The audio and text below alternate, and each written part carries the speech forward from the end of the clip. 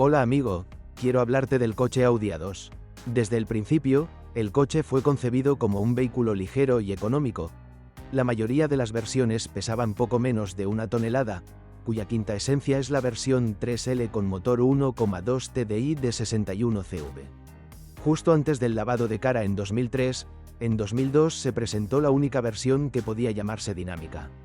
Llevaba un motor 1,6 FSI con una potencia de 110 CV, que aceleraba a este pequeño hasta los 100 km en menos de 10 segundos.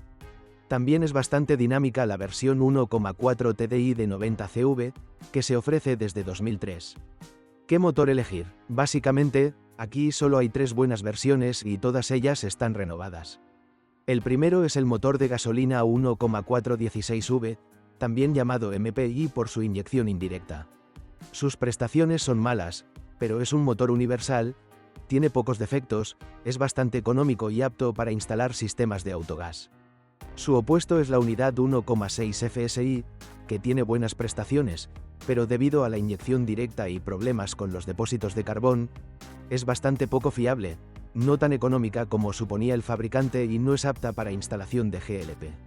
El 1,4 TDI también es un buen motor, pero tiene un gran inconveniente: una cultura operativa muy pobre. No solo generan importantes vibraciones, sino que la versión de 75 caballos también tiene un importante retraso del turbo. La versión de 90 caballos con geometría de turbina variable funciona mejor, pero aquí hay que tener en cuenta un fallo costoso: un volante bimasa que cuesta más de $500. Desaconsejo encarecidamente la variante 1,2 TDI, que debería tratarse como una invención combinada con otra invención en forma de caja de cambios automatizada. Preferiría ser cauteloso con el motor de gasolina 1,4 antes del lavado de cara, o con los coches anteriores al lavado de cara en general, pero hablaremos de eso en el próximo capítulo. ¿Qué falla en el Audi A2? Los usuarios de este modelo se quejan sobre todo del sistema eléctrico. Esto se aplica especialmente a las variantes anteriores al lavado de cara menos refinadas, por lo que al comprar vale la pena centrarse en los años 2003 a 2005, producción, no la fecha de primera matriculación. Uno de los puntos críticos es la batería y la instalación de alimentación. Es un poco más extenso debido a que la batería está ubicada en el maletero. Basta pensar en el cable que va del alternador a la batería.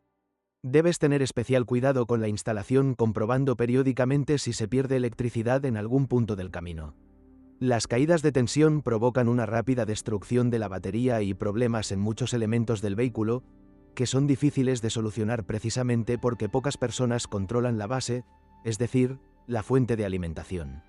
Como escribí anteriormente, se supone que la batería tiene una gran capacidad, 74 a 77 A, pero cuesta más que, por ejemplo, 55 a 60 A, por lo que para ahorrar dinero, a menudo se reemplaza por una más pequeña. Esto no es suficiente. Se puede sentir, por ejemplo, cuando la dirección asistida electrohidráulica genera tal consumo de corriente estando parado que las luces se apagan. Muchos problemas eléctricos menores, cerraduras, control remoto, limpiaparabrisas, pantalla de computadora, luces, bomba de dirección asistida, pueden tener su origen en la instalación de la batería alternador. También la aparición de luces que parecen hacer trampa porque todo está funcionando.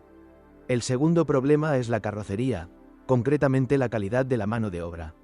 No se oxida por sí solo, pero a veces gotea. La mayoría de las unidades en venta tienen interiores bastante dañados. La culpa no es del material, sino del modo de uso. En Alemania, a menudo, solo para trayectos cortos, se suben y bajan con mucha frecuencia y también se utilizan con niños. Los motores de gasolina 1,4 deben distinguirse antes y después del lavado de cara. A pesar de los mismos parámetros, incluso el código del motor es diferente. Antes del lavado de cara, aquellos que tuvieron problemas con el neumotórax provocaron que la unidad se frotara o incluso se agarrotara. Muchos de ellos todavía hoy consumen petróleo. Sin embargo, no vale la pena centrarse en esto. Si el motor funciona, incluso 1 litro cada 10.000 km no es una tragedia. Los motores 1,4 renovados son mejores. La estructura del neumotórax ha cambiado y ya no supone ningún problema. Las fallas más comunes incluyen fallas en las bobinas de encendido. Son económicas y fáciles de reemplazar. El motor tolera bien el gas y tiene ajuste de válvula hidráulica. La transmisión de sincronización se realiza mediante correa y no causa ningún problema. El motor 1,6 FSI es una versión de 110 caballos, lo que significa que también lleva correa de distribución y no cadena como en variantes más potentes. Un problema resuelto, pero no todos. Como regla general, el motor necesita combustible sin plomo de 98 octanos. Si se vierte combustible de 95 octanos, se acumulan muchos depósitos de carbón y el sistema de escape se contamina, lo que finalmente provoca el fallo del sensor de óxido de nitrógeno. ¿Es este un motor muy malo? No necesariamente. Si el coche tiene poco kilometraje y está en buen estado, definitivamente no vale la pena tacharlo, especialmente si planeas rodear la chimenea. Es una lástima que, a diferencia de otros modelos, el fabricante no haya utilizado una caja de cambios de 6 velocidades, porque sin duda sería un punto fuerte de esta versión. Tengo dos comentarios operativos: usar buen combustible o limpiar el motor con frecuencia, incluso químicamente, con aditivos líquidos, y usar aceite de buena calidad y baja viscosidad, incluso 0W30. ¿Y qué pasa con los diésel?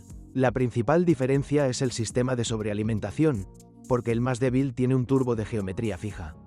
Un motor 1,4 TDI debe estar muy descuidado o muy desgastado para que sufra una avería grave. Se habla de juego axial en el cigüeñal, pero esto se aplica principalmente a los coches de flota, y el Audi A2 nunca lo ha tenido.